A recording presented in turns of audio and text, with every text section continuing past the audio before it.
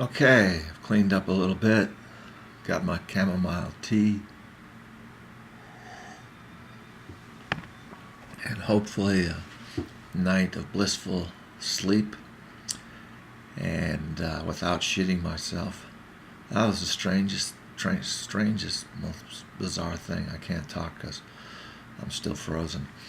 But I have had hundreds of experiences like the one tonight, and so highly functioning, mentally ill, aerobics are just absolutely key.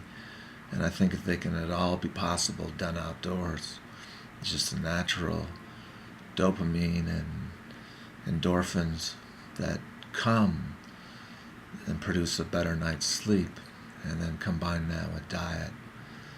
And I was drinking 2 liters of Coke, Diet, Pepsi a day, and sometimes more. I think the most I ever drank was 6 liters, and that was absolutely insane.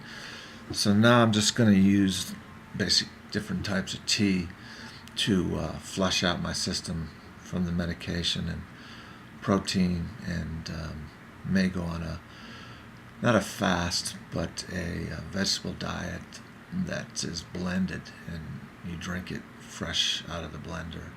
A friend of mine is doing that, and it has a lot of success with that. But I don't think I could do this alone, really, without Bernadette, without my family to lean on for support. So I'm very, very lucky. I don't really like the words fortunate or blessed, but I'm very fortunate to have someone help me through this process. And as a tremendous growth about 8 months ago when my knee buckled and I fractured my ankle, and it seemed that I just was never going to get it back. And it's back.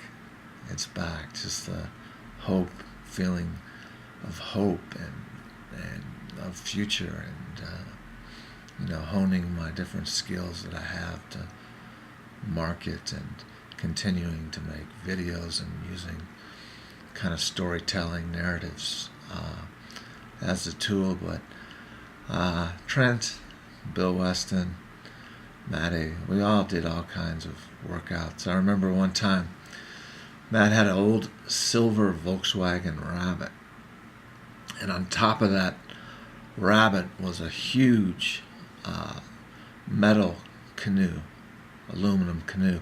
And then on top of the canoe, you got to remember this is a small car to begin with. Then on top of the canoe was a bicycle made for 2 people. And basically it was just all kind of wired on, chicken wire, bungee cords, what have it. And I remember, I'll never forget the guy's reaction. We pulled into the 7-Eleven. The strategy is you drop the bike off, lock it to a tree, then you canoe down to the bike, and then you ride the bike back to the car, and you lock the canoe to the tree. I've done it dozens of times by myself, actually, in the Cuyahoga back in Ohio.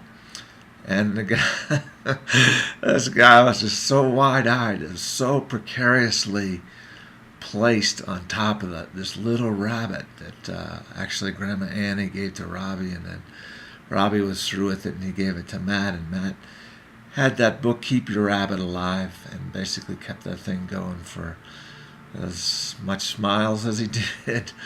But that was a ride. That was a blast. So, community and fellowship was so important. Everybody says that, but I realize how isolated I've been and dependent on relationships that aren't always the healthiest. So that'll probably do it.